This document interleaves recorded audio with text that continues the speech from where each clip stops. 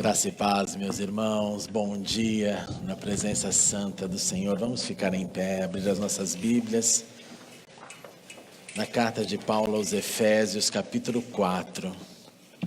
Nós vamos ler 2 versos, somente o 14 e o 16. Que gostoso poder silenciar a alma, imaginando tanto barulho que nesse momento, em todas as camadas, acontece no nosso Brasil, e que esteja o nosso coração orando pelo Brasil, não pelo seu candidato, mas para que seja feita a vontade de Deus, assim na terra como nos céus, porque a dele certamente é a melhor do que a minha escolha e do que a sua. Então vamos, desse domingo, submeter os nossos clamores, a nossa intercessão para isso. O propósito é que não sejamos mais como crianças, levados de um lado para outro pelas ondas, nem jogados para cá e para lá por todo o vento de doutrina e pela astúcia e esperteza de homens que induzem ao erro. Antes, seguindo a verdade em amor, cresçamos em tudo naquele que é a cabeça, Cristo. Dele todo o corpo, ajustado e unido pelo auxílio de todas as juntas, cresce e edifica-se a si mesmo em amor, na medida em que cada parte realiza a sua função. Oremos.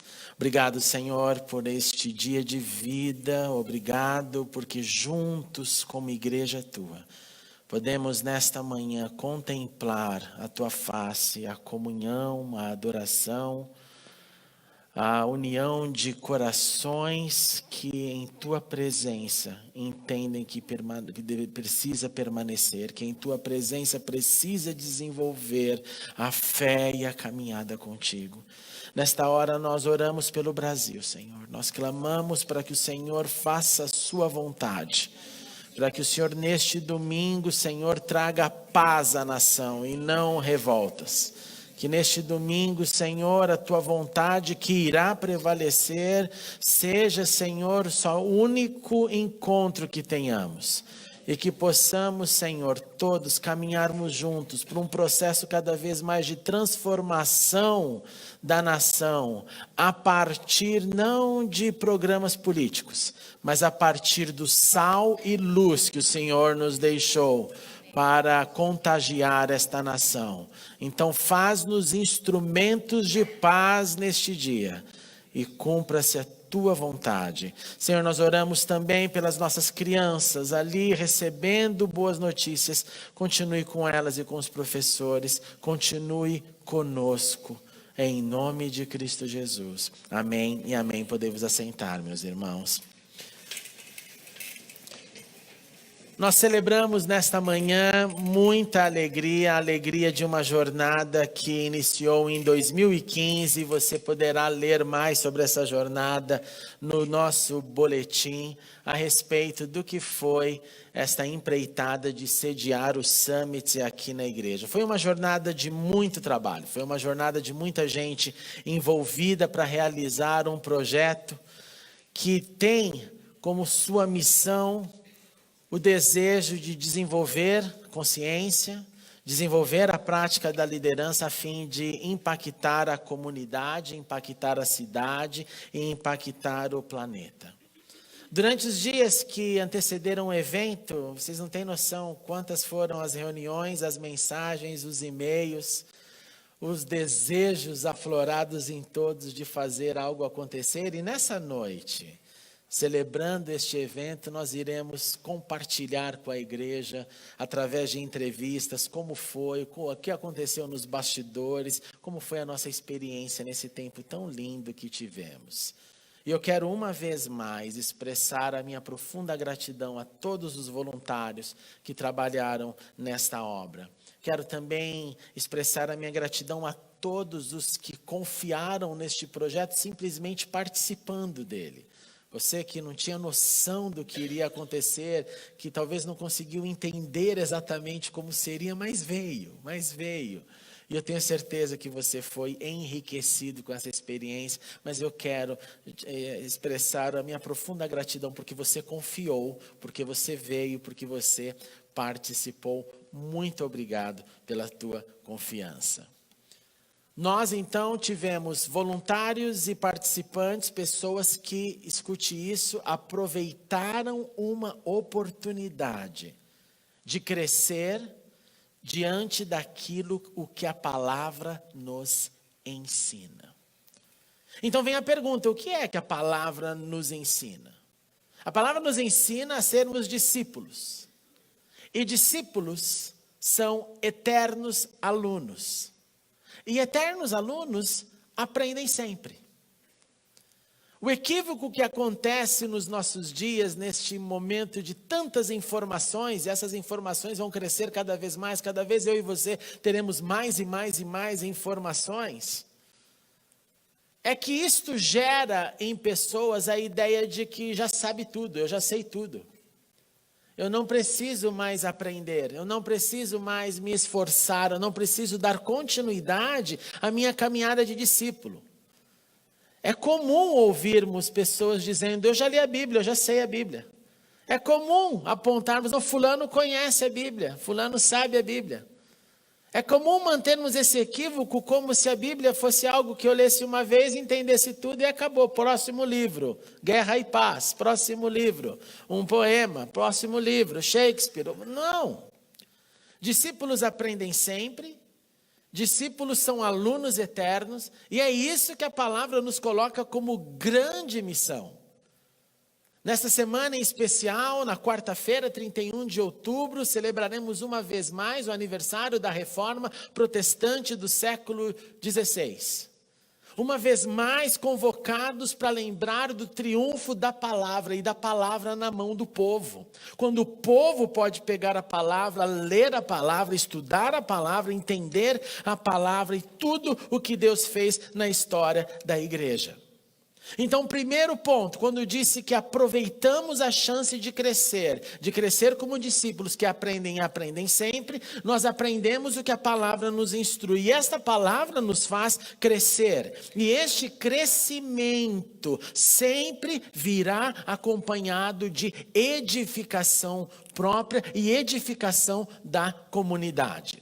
Quando eu cresço e eu sou parte de uma comunidade, a minha comunidade cresce comigo. Quando eu estou estagnado num processo paralisado, que não há nada que me faz sentir motivado novamente, eu também reverbero isso para a minha comunidade. Então eu reverbero ação, eu reverbero inércia, eu reverbero aquilo que eu tenho. Por isso que o meu crescimento sempre vai gerar edificação, porque vai reverberar coisas boas naqueles que estão ao meu redor. Essa palavra tem um grande propósito e Paulo falou sobre este propósito.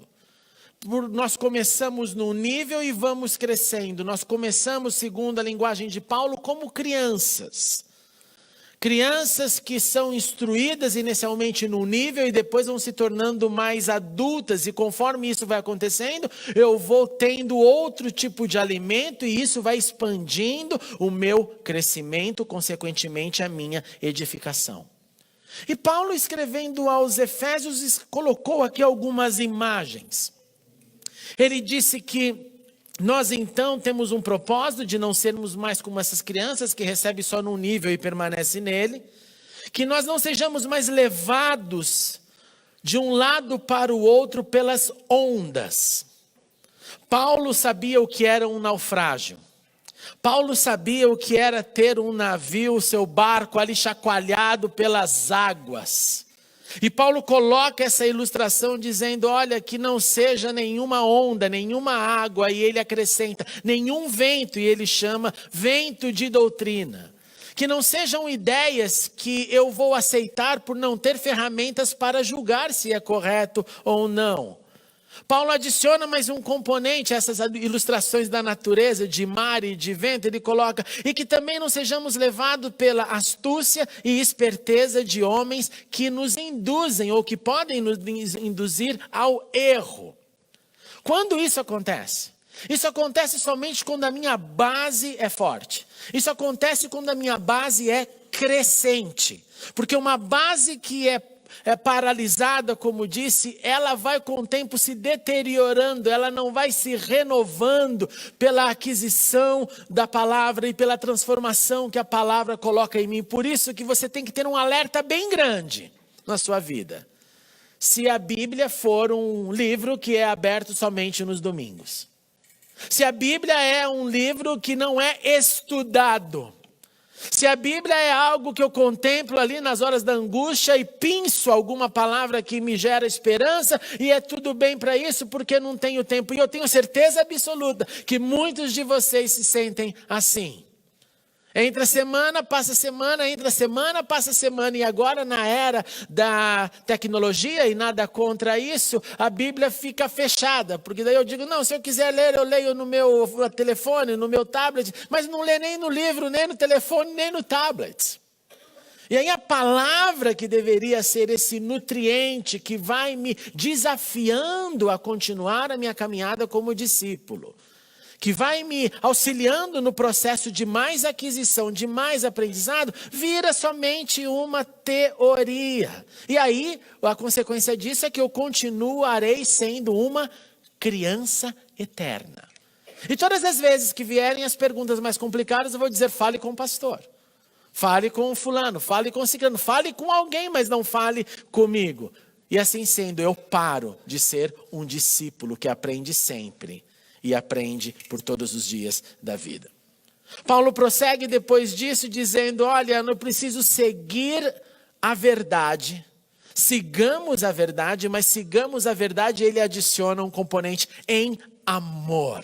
Cresçamos em tudo naquele que é o cabeça, Cristo. O que significa isso? Seguir, viver a verdade que recebemos sim, com fidelidade, com força, com constância, mas com uma consciência de que a verdade não se manifestará plenamente em nós se ela não for envolvida com a prática do amor. Em outras palavras, se não houver amor, não é plena a sua verdade. Porque o drama do Evangelho, o drama da mensagem de Cristo é fazermos tudo o que fazemos e tudo o que queremos fazer, mas partindo do princípio de que eu amo a Deus acima de tudo, que eu amo o meu próximo como a mim mesmo. Então não há verdade plena se ela não for envolvida no amor, ela é teoria e ela se torna assim, então, uma grande hipocrisia. A verdade do Evangelho, a verdade das boas notícias só é plena se há amor em mim. Se esse amor é resultado que toca o próximo. Se eu amo enquanto estou caminhando com a verdade.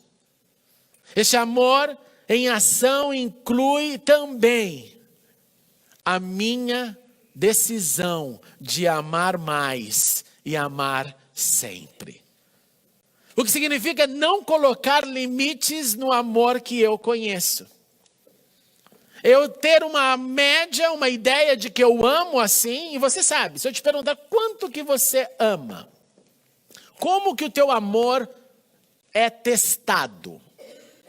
Você que é casado tem uma experiência. Você que é solteiro tem uma outra experiência.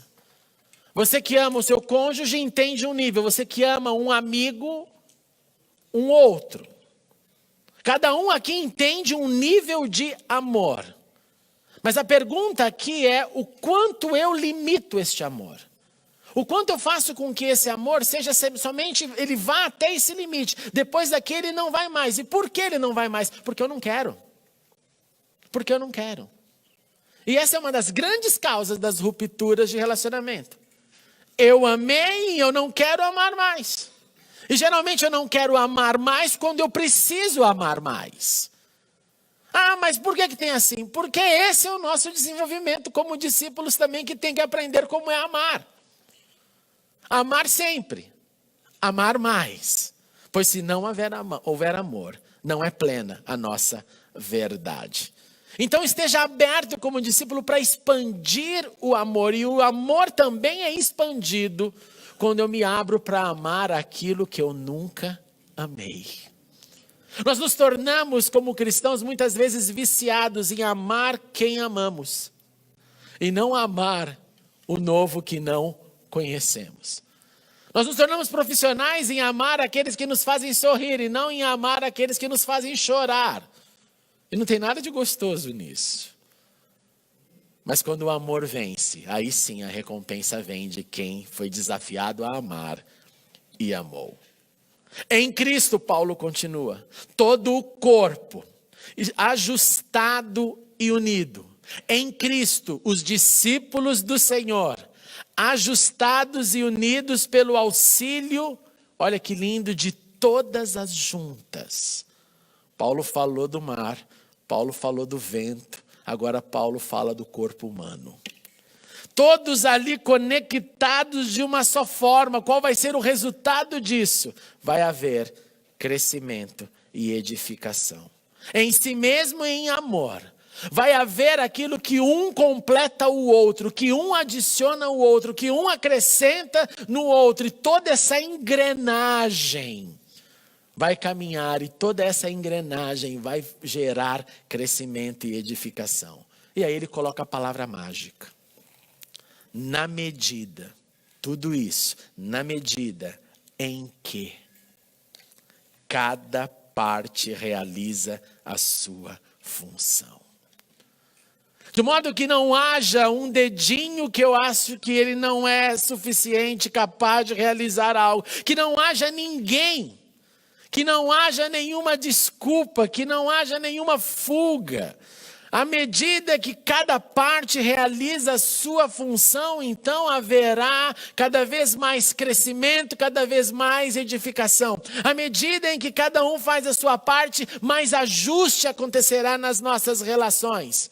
Eu auxiliando você, você me auxiliando, e crescimento e edificação vai acontecer proporcionalmente à medida que cada um realiza a sua função.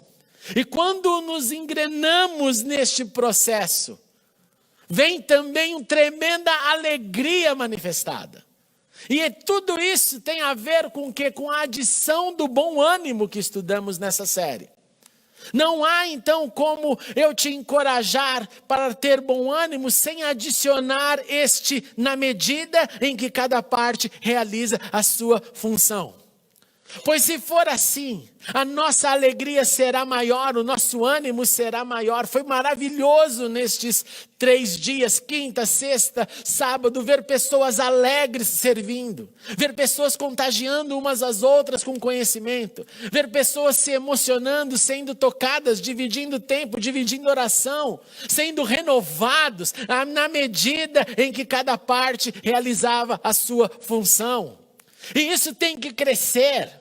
Isso tem que ser o nosso DNA por todos os nossos dias. Pois então você vive com uma perspectiva do que Deus está fazendo na propagação do seu reino na terra.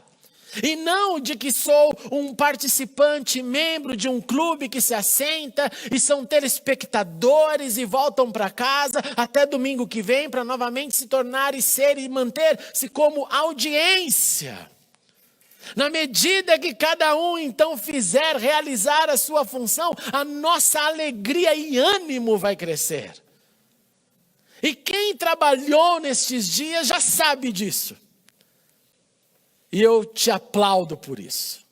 Mas quem ainda não teve esta alegria, eu te encorajo a discernir que você tem uma função a ser realizada e ela é sua. Ela é benefício de Deus na sua vida, ela é vocação de Deus na sua vida. Essa é a vontade de Deus para a sua igreja, para os seus discípulos que entenderam que discípulo sempre aprende, que discípulo sempre estuda, que discípulo sempre cresce. E neste processo nós iremos crescer, crescer, crescer mais e mais. Porque o contrário disso é sermos seres humanos que não estariam honrando a Deus com todo o serviço que Ele prestou e continua a prestar para nós. Sejamos então ativos, sejamos trabalhadores, sejamos alunos incansáveis. Em todas as experiências nós vamos acumular mais ingredientes para o bom ânimo. Mais ingredientes para a nossa vida, para continuarmos essa caminhada, que não é fácil. Pois o servir em unidade, escute isso com atenção, gera bom ânimo. A inércia desanima. O realizar a sua função alimenta o seu crescimento, mas permanecer na zona de conforto te fará diminuir. Unidos no bom combate da fé, tocaremos o mundo, mas na singularidade da minha individualidade, eu permanecerei cada vez mais sozinho e reclamando porque estou sozinho. Se a individualidade cresce, o corpo não vence. Se a individualidade cresce dentro do corpo, como mais uma junta, como mais um segmento, todos seremos edificados. Todo o corpo ajustado e unido, leve esse verso no teu coração. Pelo auxílio de todas as juntas, cresce e edifica-se a si mesmo, na medida em que cada parte realiza a sua função. Eis o nosso chamado, cumpramos, meus irmãos, o que Deus tem nos dado a possibilidade de executar nesta geração.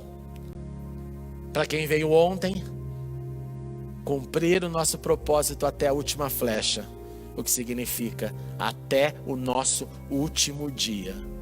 Pois esse nosso crescimento vai edificar ainda mais a nossa igreja e vai ainda mais tocar muitas pessoas. Eu quero convidar você a ficar em pé com uma pergunta na sua mente. E eu quero te encorajar a pensar nela e levar ela em oração a Deus. Ela em oração a Deus. Qual é a parte? Qual é a sua função? O que Deus tem te chamado, o que Deus tem te mostrado, o que Deus tem te chacoalhado para fazer. Olhe para Ele nessa manhã e fale: Senhor, eis-me aqui. Escreva a sua história, me ajudando a cumprir a minha parte e a minha função. Vamos orar. Senhor Deus, nós confiamos em Ti, confiamos no Teu poder. Tu és Deus da nossa vida, Deus que nos serviu primeiro, Deus que mostrou função, partes em tudo que Tu executastes e criastes. E nós nos alegramos nesta manhã, Senhor, por tudo que ouvimos e aprendemos nesses dias, desde quinta-feira até ontem aqui na igreja, das pessoas que aqui entraram, daquela vibração tão gostosa, do sentimento de unidade, de corpo e de tudo que o Senhor falou em nossos corações. E nós queremos nesta manhã então, Senhor, renovarmos a nossa consciência, o nosso entendimento de que sim, temos parte, temos função. E que o Senhor quer através disso gerar em nós crescimento, e que esse crescimento seja traduzido em edificação da Tua igreja e edificação do Teu reino. Portanto, Senhor, coloque agora uma clareza absoluta que todos somos parte disso. Que não há, Senhor, ninguém que possa simplesmente dizer: não, eu sou pequeno demais, ou tenho pouco para dar, para contribuir. Não, Senhor, que tudo isso se transforme em mentira, porque é mentira, Cada um de nós o Senhor deu função, cada um de nós o Senhor deu uma parte, para que tudo isso faça, Senhor, no caminhar da unidade, adquirir mais bom ânimo, com as experiências do servir, com as experiências dos ajustes que enfrentamos quando caminhamos juntos em unidade. Oh Senhor, nós temos muito a Te agradecer por tudo que o Senhor fez durante o Summit, mas nós queremos orar para que todos sejam incluídos nesta perspectiva, mentalidade e missão. Que essa igreja, Senhor, seja uma igreja que possa um reverberar no outro.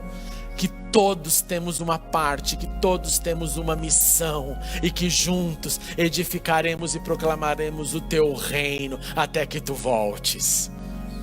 Então hoje, Senhor, se houver ainda algo nublado na mente, começa a trazer esclarecimento em cada coração, e que haja a proatividade, não a procrastinação, para que juntos exercemos a parte e a função para a Tua glória. pois nós somos teus, Senhor, e queremos viver para te servir. E assim oramos, e assim aplaudimos o Deus que nos serviu primeiro, em nome de Jesus. Aleluia, aleluia, Senhor, aleluia.